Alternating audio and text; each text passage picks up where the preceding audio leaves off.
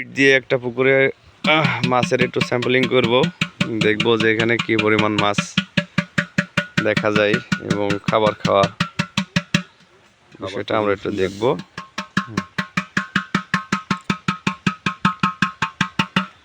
ভাই মাছ ডাকতেছে তুড়ি দিয়ে। সকালবেলা খাওয়াই না মাছ, তারপরে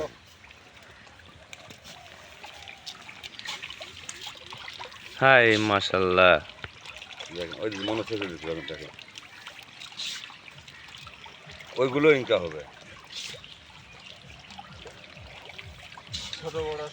আপনার এই জায়গাটুকু কত শতক?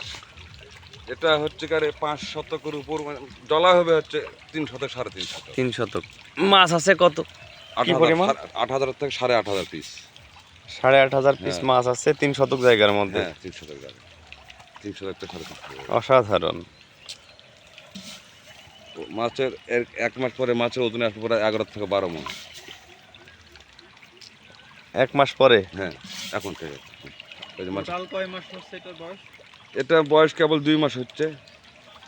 তো মানে হারভেস্ট হবে 3 মাস পরে। 3 মাস আর 3 মাস। 8,000 মাসে কত মণ আসবে? আচ্ছা, কেজিতে যদি 20টা আসে তাও তো ধরুন 10 মণ মাছ হয়। এটা হিসাবের মাছ তো। এটা আমরা তো 1500 টাকা নিয়ে আসবো। এখন মাছ আছে কেজি হচ্ছে গেলে 30 টাকা কেজিতে। স্থানীয় বাজারে এটার পাইকারি রেট কেমন পাওয়া যায়? স্থানীয় বাজারে এটা রেট ভালো কোয়ালিটি হলেও 400 টাকা পাওয়া যাবে। আর আমরা তো স্থানীয় বাজার দেবেন, এই মাছটা আমাদের মাদার ফিশ, আমাদের নিজেই এই মাছ থেকে আমরা রেনু বের করবো। আরো ভালো কোয়ালিটি হবে। হ্যাঁ, আরো ভালো কোয়ালিটি, রেনুর মান সম্পন্ন ভালো হবে। ব্রুড মাছ করবেন, মাদার করবেন। আচ্ছা।